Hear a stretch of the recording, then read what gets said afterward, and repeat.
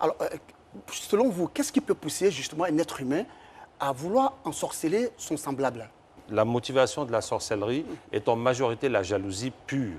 Hein. On va gâter la vie de l'autre sans tirer aucun bénéfice. Des fois, il y a un intérêt pour épouser une femme, pour éliminer un concurrent, pour obtenir un poste. Des fois, il y a des intérêts, mais la plupart du temps, c'est une pure jalousie. La pure jalousie. Et on s'élève comme ça et on atteint souvent même à la vie de l'autre.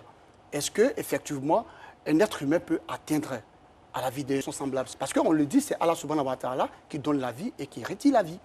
Oui, mais bon, si je prends un pistolet pour tuer quelqu'un, j'ai quand même été la cause de sa mort. Même si c'est Allah qui donne la vie, légalement, je suis coupable de meurtre. Maintenant, la sorcellerie, par nature, ce que je vous dis de mon expérience, elle peut provoquer les divorces, les maladies, la folie, mais pas la mort.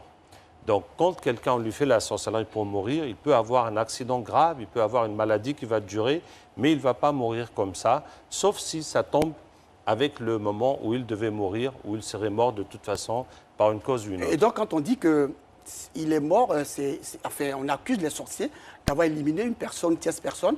Ce n'est pas vrai alors. Le sorcier ne tue pas. C'est ce que vous êtes en train de nous dire?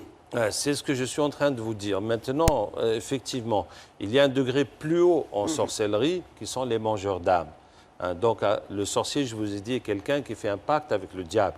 Maintenant, ce pacte, si le sorcier fait un sacrifice humain, de sacrifier un être humain pour le diable, comme les albinos ou les bébés ou n'importe quelqu'un de sa famille, là, il acquiert un pouvoir plus grand. Et effectivement, le fait d'avoir sacrifié un être humain, ça va donner le pouvoir à ces diables de prendre l'énergie de la personne jusqu'à le tuer.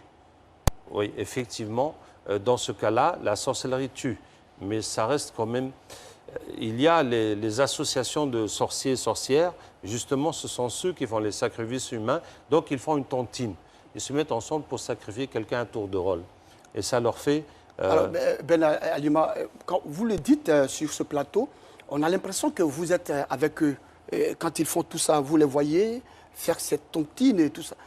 Expliquez-nous un peu. Comment est-ce que vous arrivez à voir tout cela? Non, je ne suis pas avec eux, mais je suis avec les malades. Et quand on soigne nos malades, bon, soit les djinns parlent à travers le malade pour expliquer ce qui se passe, ou bien nous faisons le captage pour attraper les djinns et leur faire dire qu'est-ce qu'ils font avec les malades, et c'est ce qu'il en ressort. Hein? C'est ce qu'il en ressort des fois, et des fois c'est le sorcier même qui va parler par la bouche du malade ou bien par la bouche du capteur pour dire que lui, effectivement, il a sacrifié cette personne. D'accord, on va revenir là-dessus, mais dites-nous, l'islam, qu'est-ce que l'islam pense même de la sorcellerie? La sorcellerie est un acte satanique qui fait sortir de l'islam. Donc, celui qui fait la sorcellerie, lui, il est avec le diable, mais tous ceux qui vont le consulter ou accepter ces objets, ils vont aussi sortir de l'islam. Et comment l'islam, justement, traite cette question de la sorcellerie? En tout cas, si c'était la loi islamique, c'est la peine de mort pour le sorcier.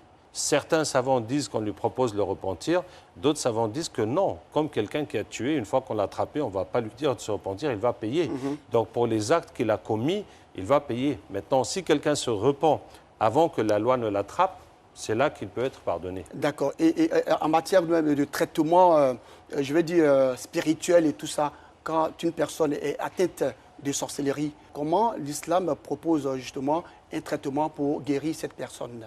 Alors, c'est le Coran qui est la guérison. Bon, le Coran est une guérison générale pour tout, parce que le prophète sallam, quand il avait n'importe quelle maladie ou douleur, il lisait les 3 couls dans ses mains et s'essuyait avec. Donc, tout musulman n'a qu'à utiliser le Coran, lire sur lui, lire dans l'eau, boire, pour n'importe quelle maladie, avant de s'orienter vers les hôpitaux et les médicaments. Mais particulièrement les maladies mystiques n'ont pas de médicaments normaux. Et donc là, on doit utiliser le Coran pour les enlever. Et par exemple, la sorcellerie, c'est les paroles d'Allah dans l'histoire des sorciers de Pharaon avec Moussa, où Allah dit que Allah détruit la sorcellerie par ses paroles. Ce sont ces mots-là qui vont détruire la sorcellerie. Maintenant, contre les djinns, le prophète sallam nous a aussi donné Ayat al-Kursi pour faire fuir les mauvais djinns, ainsi que les 3 qul pour se protéger de tous les maux, et la Fatiha qui est la guérison.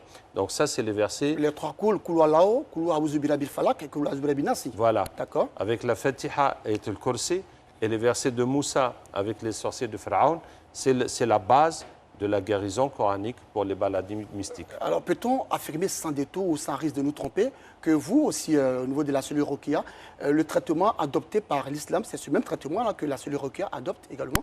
Et effectivement, nous avons le Coran, nous avons les ventouses, nous avons l'eau bénite par le Coran, nous avons des huiles, des plantes que le prophète sallallahu m'a conseillé, les doigts. Et maintenant, il y a certains de nos soignants, par exemple, qui utilisent des plantes locales pour soigner diverses choses. Je leur dis, vous pouvez, mais ça ne fait pas partie de mon combat. Parce que les plantes qui guérissent, c'est bon, mais ça ne combat pas le diable, ça ne combat pas la sorcellerie. Donc, nous, notre combat, c'est pour la foi et pour combattre les attaques sataniques.